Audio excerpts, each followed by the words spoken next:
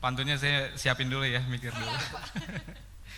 Ya, Bismillahirrahmanirrahim. Assalamualaikum warahmatullahi wabarakatuh. Selamat siang, salam sejahtera untuk kita semua. Salam, Om Swastiastu, Namo Buddhaya, salam kebajikan.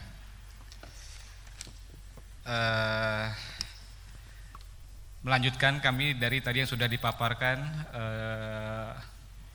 Pak Arief Wibisono. Pertama-tama kami mengucapkan selamat dulu nih, selamat ulang tahun kelima The Economics pada Pak Bram dan seluruh tim. Mudah-mudahan semakin sukses ke depannya. Juga yang kami hormati Bapak Ibu sekalian dari pelaku usaha perbankan yang telah hadir pada hari ini. Izinkan kami di sini mewakili Pak Menteri Investasi, Kepala BKPM, Pak Bahlil Lahadalia yang sedang ada kesibukan pada hari ini sehingga berhalangan hadir. Hari ini kami akan share sedikit tema yang diberikan kepada kami adalah dukungan sektor perbankan untuk memperkuat hilirisasi Indonesia. Ya. Next. Jadi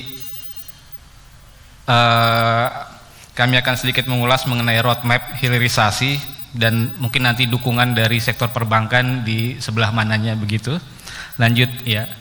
Nah ini tadi menanggapi tadi dari Pak Bram menyatakan ketidakpastian global. Memang ini saat ini setelah pandemi masih ada konflik juga Ukraina Rusia, kemudian juga perang dagang, sekarang juga di Timur Tengah, tetapi target investasi naik terus. Ini target bukan yang ada di dalam RPJMN, tapi target yang langsung diberikan Pak Presiden. Jadi mulai dari 900 triliun naik menjadi 1.200 triliun, 1.400 triliun dan 1.600 triliun tahun ini. Mudah-mudahan insya Allah bisa tercapai juga target yang diberikan. Nah, ini adalah satu tantangan bahwa di kondisi yang sedang mengalami ketidakpastian, kita target investasi harus dapat tercapai. Lanjut. Yang kami ingin sampaikan bahwa dari target investasi tersebut, hampir seperempatnya 26,5% adalah dari sektor hilirisasi. Nah, jadi ini sangat berpengaruh signifikan terhadap capaian realisasi investasi yang ditargetkan Bapak Presiden. Lanjut. Nah, kenapa hilirisasi? Hilirisasi ini adalah diharapkan bahwa kita tidak lagi mengekspor raw material ke luar negeri, tapi kita memprosesnya terlebih dahulu di dalam negeri untuk mendapatkan nilai tambahnya di dalam negeri, menyerap tenaga kerja, dan baru kita mengekspor produk-produk antara atau produk jadinya ke luar negeri sehingga nilai tambahnya kita dapatkan. Nah, ini salah satu dari strategi untuk mencapai Indonesia Emas 2045. Jadi pengembangan SDM dan hilirisasi adalah strategi untuk ke arah sana. Lanjut. Nah, kami dari Kementerian Investasi, kalau dulu namanya BKPM, setelah menjadi Kementerian Investasi ada 2 unit baru, yaitu satu unit Deputi TI untuk mensupport OSS dan satu lagi unit Deputi Hilirisasi Investasi Strategis. Ini urusannya mengenai hilirisasi. Kami melihatnya dari kacamata investasi. Nah, tugas pertama waktu itu adalah membuat roadmap hilirisasi investasi sampai 2040. Di sini ada 8 sektor prioritas, yaitu sektor mineral, batu bara, minyak bumi, gas bumi, perkebunan, kelautan, perikanan, kehutanan. Nah, ini ada 21 komoditas yang bisa kita hilirisasi. Nanti kami coba share kenapa 21 komoditas ini. Nah, ini dengan harapan bahwa ada peluang investasi ke sana. 2040 kita harapkan ada 545,3 miliar US dollar potensi investasi yang bisa kita terima untuk dalam rangka hilirisasi ini. Nah, kemudian di tahun 2023 kemarin kami menambah komoditas lainnya, ada tambahan 7 komoditas, baik dari pasir silika, mangan, kobalt, logam tanah jarang, ada pala, coklat, dan tilapia. Jadi ini pengembangan dari roadmap tahun 2022. Next. Nah, ini kenapa tadi kita melakukan hilirisasi. Kalau kita lihat di sektor perkebunan, kelautan, perikanan, kehutanan, sawit, CPO kita nomor 1 di dunia paling banyak. Kelapa kita nomor 1 di dunia, karet nomor 2. Kemudian getah pinus kita nomor 3, udang nomor 3, ikan, tuna, cakalang, tongkol nomor 1, rajungan nomor 2, rumput laut nomor 2. Nah, selama ini kita menjual raw materialnya, bahan bakunya ke luar negeri. Kenapa kita tidak mengolahnya dulu di dalam negeri, mendapatkan nilai tambahnya, baru kita jual keluar. Jadi ini adalah satu strategi untuk dapat mempertahankan pertumbuhan ekonomi kita. Dan potensi ini juga tersebar di seluruh Indonesia, mulai dari timur hingga ke barat. Nah, kemudian selanjutnya, kalau tadi sektor perkebunan, next. Nah, bagaimana di sektor mineral? Ini di sektor mineral kita nikel nomor 1 di dunia. Sekarang yang sedang banyak diisukan sekarang adalah hilirisasi nikel untuk membuat baterai EV. Kemudian tembaga kita nomor 6, timah nomor 2, emas perak nomor 5, besi baja nomor 6, sama. Bauksit juga nomor 6. Nah, ini merupakan potensi-potensi yang kita miliki. Tidak semua negara memiliki potensi sumber daya alam yang sedemikian besar. Kalau kita bandingkan dengan tetangga kita, Singapura, Malaysia, Thailand, tidak semua negara memiliki kekayaan sumber daya alam yang seperti ini. Dari zaman kolonial, kita itu selalu ekspor raw material, bahan baku. Minyak, dulu kita pernah punya minyak banyak, tapi kita ekspor keluar, kita menjadi negara anggota OPEC. Tapi sekarang kita sudah tidak anggota OPEC lagi, tapi menjadi net importir untuk minyak. Sedangkan hilirisasinya tidak terbentuk. Industri petrokimia di Indonesia paling cuma Canda Asri, kemudian ada yang di beberapa lah, tidak terlalu banyak. Sedangkan minyak kita juga sudah berkurang. Kemudian industri kayu juga seperti dulu, banyak kayu-kayu kita diekspor tanpa kita lakukan hilirisasi. Nah, sekarang mulai dalam beberapa waktu terakhir ini, beberapa tahun terakhir ini, Pak Presiden menyampaikan tentang hilirisasi, pentingnya hilirisasi, bahwa kita mengolah bahan baku yang kita miliki ini untuk menjadi barang jadi. Lanjut, next. Nah, ini peta jalannya. Jadi dari 21 komoditas tadi, saya sampaikan contohnya, misalnya nikel ini. Nikel, sasaran hilirisasi nikel adalah menjadi 5 besar negara produsen baterai kendaraan listrik di dunia di tahun 2040, dan menjadi negara 2 besar produsen stainless steel dunia. Ya, itu arah roadmap peta jalannya tadi sampai 2040. Kenapa 2040? Kenapa enggak 2045? Karena 2045 kita harapkan, kalau komitmennya 2040 ada 5 tahun waktu untuk konstruksi, 2045 sudah bisa berproduksi. Nah, ini proyeksinya nilai investasi yang bisa diharapkan 127 miliar US dollar, kemudian PDB-nya serta serapan tenaga kerjanya. Serapan tenaga kerjanya sampai 2040 sekitar hampir 350.000 orang. Dengan industri prioritasnya adalah EV battery pack dan stainless steel. Lanjut. Ini pohon industrinya. Kalau pohon industri ini kita ambil dari Kementerian Perindustrian punya, yaitu di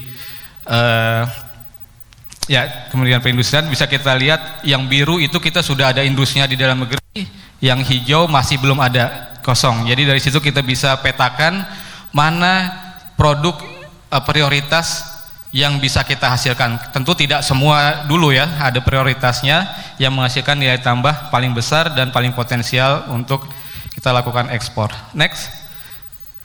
Nah, ini contoh, kemudian contohnya ada di supply chain-nya, global supply-nya bisa dilihat nikel. Di sini mulai dari nikel ore, kemudian nikel sulfat, prekursor battery pack. Di sebelah paling kiri bisa dilihat di grafik sini, grafik pie chart, Indonesia nomor 1 sumber daya nikelnya. Kita lihat eksportir Indonesia tidak ada karena kita sudah stop ekspor bahan baku nikel, tidak ada lagi. Tapi kita tidak bisa lihat juga nama Indonesia di kolom eksportir di sana. Yang kita lihat di sini ada Tiongkok, importir terbesar nikel. Kemudian dia importir nomor 2 untuk nikel sulfat, kemudian importir nomor 4 untuk prekursor baterai, tetapi dia menjadi eksportir nomor 1 untuk produk battery pack. Berarti bisa kita lihat Tiongkok membeli bahan baku dari negara lain, melakukan hilirisasi di dalam negaranya sendiri, kemudian mengekspor produk jadinya. Nah, pertanyaannya kenapa kita tidak melakukan itu? Nah, ini sebagai salah satu contoh dari hilirisasi. Lanjut. Nah, ini adalah target per fase sampai 2040, di mana target paling dekat 2023 sampai 2024 ini kita harapkan terbangun industri MHP dan nikel sulfat. Misalnya contohnya 1.208 kiloton per tahun dan selanjutnya. Nah, ini yang kita kejar nanti adalah target-target yang sudah disusun supaya dalam rangka mencapai tadi target pertumbuhan ekonomi kita tadi. Lanjut. Next. Ini produk komoditas lainnya adalah kelapa contohnya. Jadi salah satu contoh, kalau tadi korporasi besar, ini mungkin korporasi yang kecil, UMKM-nya. Nah, di produk kelapa bisa kita lihat juga di sini sasarannya adalah kita menjadi nomor 1 produsen dari tepung kelapa, MCT, karbon aktif dan nata de coco di dunia. Itu kita harapkan. Nah, sama seperti tadi, lanjut. Pohon industrinya juga arahnya kemana kita mau melakukan hilirisasi ini? Tentunya nanti dengan ada arah peta jalan ini dari sisi regulasi juga bisa menyesuaikan. Lanjut. Begitu pula dengan ini supply chain-nya bisa dilihat Bapak Ibu, mulai dari buah kelapa, daging kelapa parut sampai tepung kelapa. Eksportir nomor 1 tepung kelapa adalah Spanyol. Eksportir kedua tepung kelapa adalah Amerika Serikat. Indonesia ada di nomor 8. Padahal Spanyol dan Amerika Serikat bukan negara penghasil buah kelapa.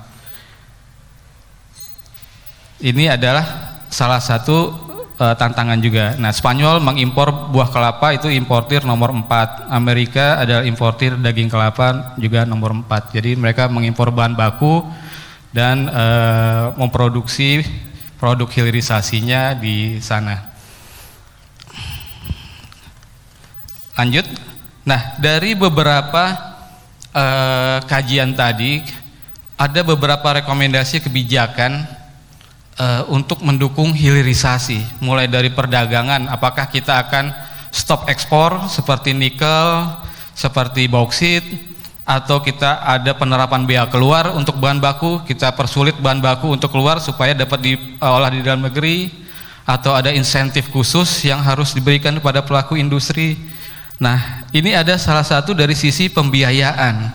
Kita rekomendasikan perbankan bisa memberikan kemudahan kredit kepada investor dalam negeri tentunya, karena kalau investor luar negeri tentu mereka sudah mempunyai koneksi dengan perbankan di luar negeri sehingga tidak usah terlalu dibantu karena mereka sudah bisa dapat sendiri. Tentunya yang kita harapkan investor dalam negeri ini bisa berkembang, PMDN, UMKM dalam negeri bisa berkembang dengan bantuan perbankan nasional.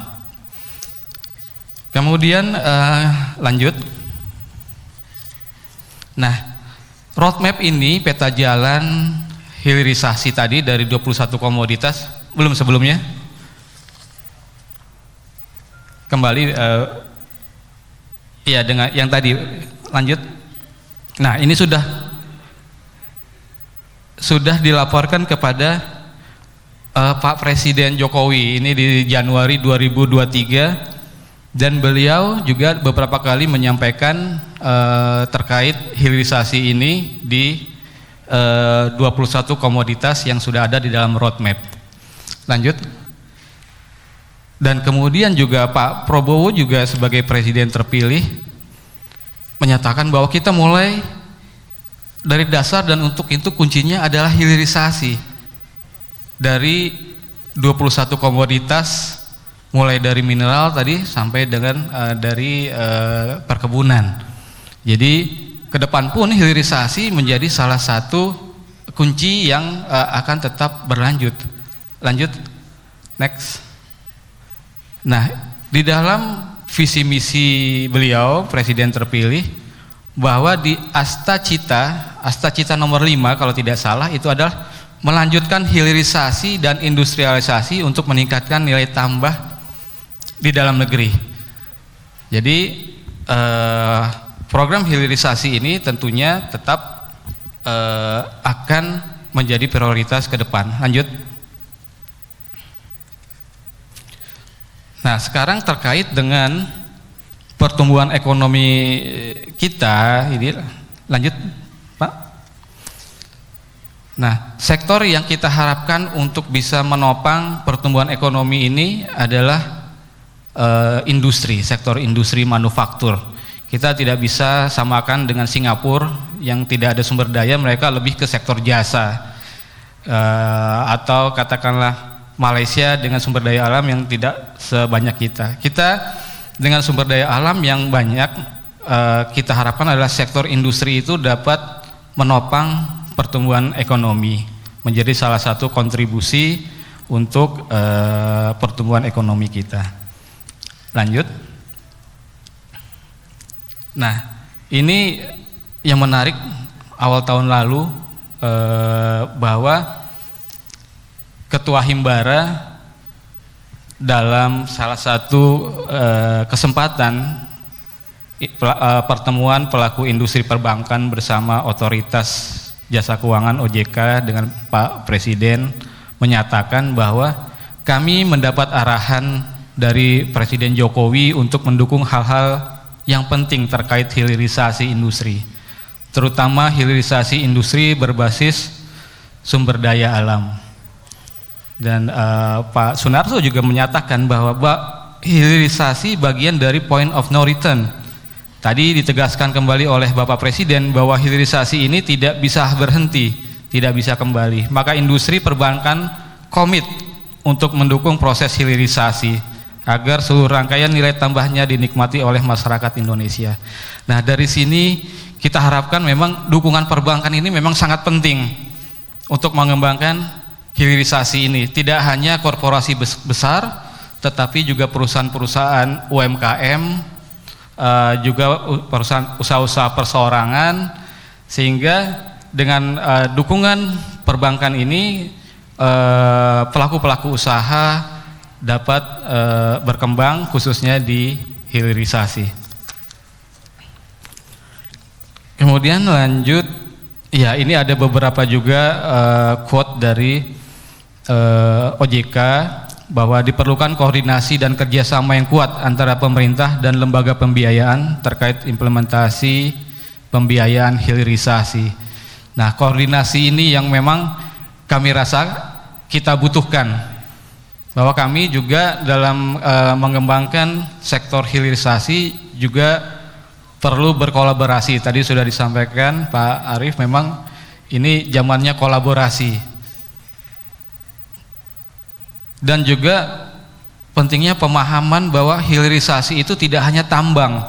Jadi kalau kita berbicara dengan beberapa orang, kalau kita bicara hilirisasi itu selalu yang ada di mindsetnya adalah tambang nikel, bauksit, timah, tembaga, smelter.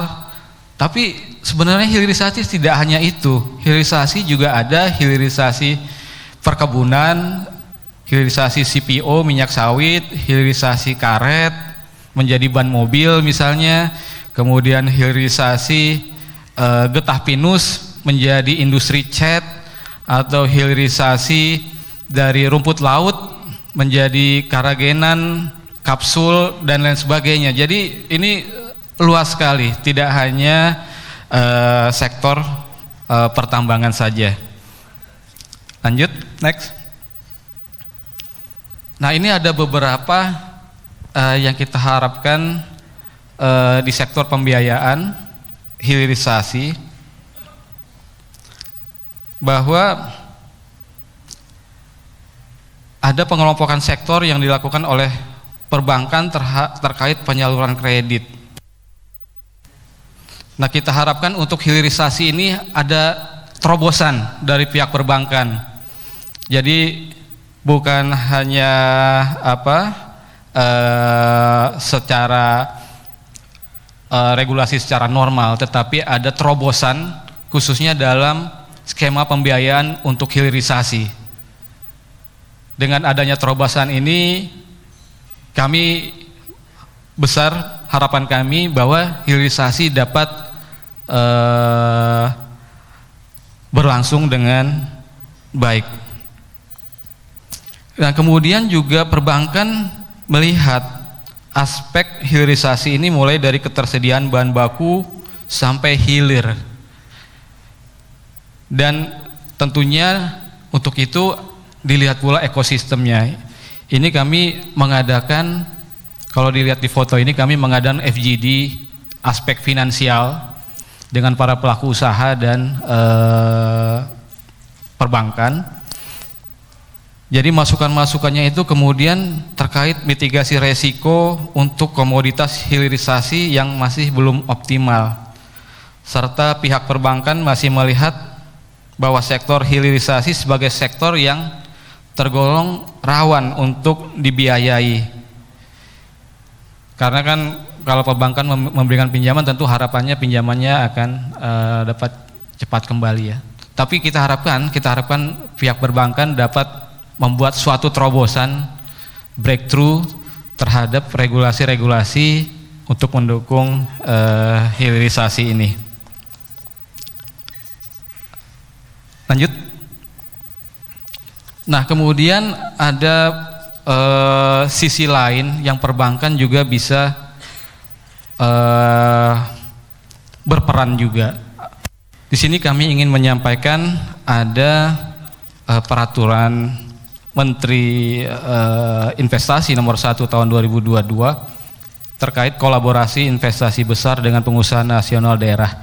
Jadi kalau ada investor besar, PMA, PMDN yang berinvestasi di daerah tertentu, misalnya di katakanlah Konawe gitu ya, berinvestasi di Konawe, bahwa mereka harus bermitra dengan pengusaha lokal. Yang berarti dengan pengusaha lokal ini adalah bukan dengan pengusaha lokal dari Jakarta, bukan dengan pengusaha lokal dari Surabaya, tetapi pengusaha lokal dari Konawe. Sehingga dengan itu pengusaha-pengusaha lokal di daerah juga dapat turut terangkat, sehingga dapat naik kelas nih yang kita harapkan. Nah, kita tahu bahwa banyak perbankan juga memiliki perusahaan-perusahaan binaan di daerah. Tentunya perusahaan-perusahaan binaan perbankan yang ada di daerah ini juga dapat disiapkan untuk dapat bermitra dengan para pelaku usaha, sehingga dapat meningkatkan kompetensi mereka untuk berkembang.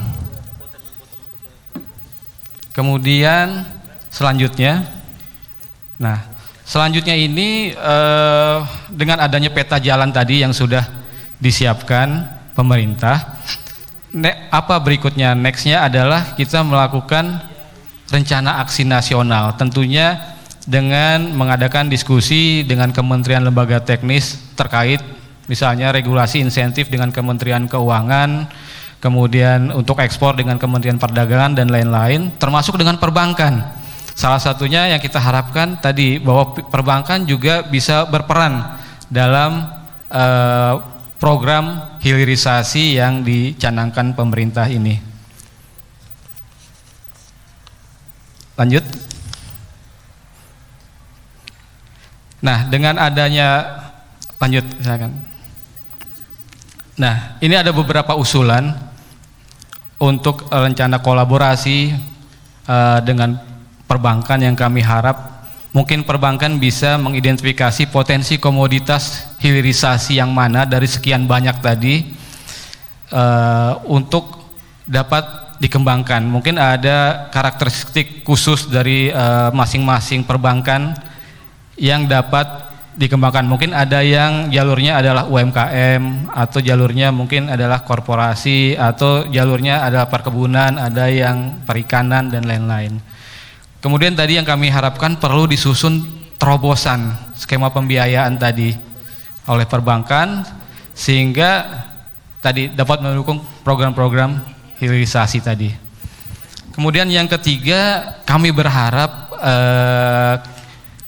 bisa dibentuk wadah komunikasi. Mungkin nanti kami kalau Bapak Ibu tidak keberatan, kami akan mengundang untuk katakanlah dalam FGD memberikan masukan atau informasi sehingga kita dapat mencari solusi bersama untuk mengembangkan hilirisasi dan di mana peran perbankan sesungguhnya dalam program hilirisasi ini. Kami rasa itu selanjutnya nanti dengan adanya kolaborasi ini kami harapkan nanti tentunya dapat menghasilkan suatu kebijakan tentunya di sektor finansialnya untuk mendukung tadi program hilirisasi yang sudah dicanangkan oleh Bapak Presiden. Mungkin itu sementara yang dapat kami sampaikan terkait program hilirisasi ini. Untuk berikutnya karena tadi sudah ditagih MC untuk pantun, jadi saya pantun ya. Silakan. Ya, saya coba untuk menyampaikan pantun. Mau makan buah duren, Cakep. ya, cari taksi supaya cepat. Cakep. Didukung perbankan yang keren, Cakep. investasi hilirisasi bisa meningkat. Boleh Terima kasih. Wassalamualaikum warahmatullahi wabarakatuh. Waalaikumsalam warahmatullahi wabarakatuh. Terima kasih Pak Muhammad Marcel. Mohon maaf tuh tetap stay di atas panggung sebentar. Untuk itu selanjutnya juga kami mengundang dengan hormat kepada Bapak Bram Bram S. Putro untuk dapat menyerahkan kenang-kenangan kepada Bapak Muhammad Faizal selaku Direktur Hilirisasi Perkebunan Kementerian Investasi BKPM Republik Indonesia. Yes. Mungkin ada yang mau perlu dipertanyakan juga Pak Bram kepada Bapak Faizal? Tanya lagi. Sudah. Ada yang mau bertanya? Nggak? Ada yang mau nanya nggak peserta ke BKPM? Oh, Menteri Investasi ya, Kementerian Investasi. Nanti langsung kemana Pak kalau mau nanya? Oh, langsung. Nomornya Pak? Nomor boleh. Nomor rekening. Kalau ada Bapak Ibu yang ingin berdiskusi lebih lanjut dan kemudian mungkin ada yang ingin ditanyakan, silakan menghubungi kami di nomor telepon 08 111 667710. Saya ulangi 08 111 667710. Oke, terima kasih Pak. Kalau mau izin tambang Pak? izin tambang, boleh silakan datang ke kantor BKPM. Oke, terima kasih. Mohon izin, peserta secara langsung memang sedikit, tapi online-nya sekarang masuk ke 200 peserta. Betul ya Pak ya, walaupun offline-nya segini tapi yang sudah online sudah ikut bergabung kita banyak banget ya. 200 lebih Revi. Betul, oke. Dipersilakan sekali lagi kepada Pak Bram untuk memberikan kenang-kenangan kepada Bapak Muhammad Faizal selaku Direktur Hilirisasi Perkebunan Kementerian Investasi BKPM Republik Indonesia. Tepuk tangan sekali lagi yang meriah kepada beliau yang sangat luar biasa. Terima kasih.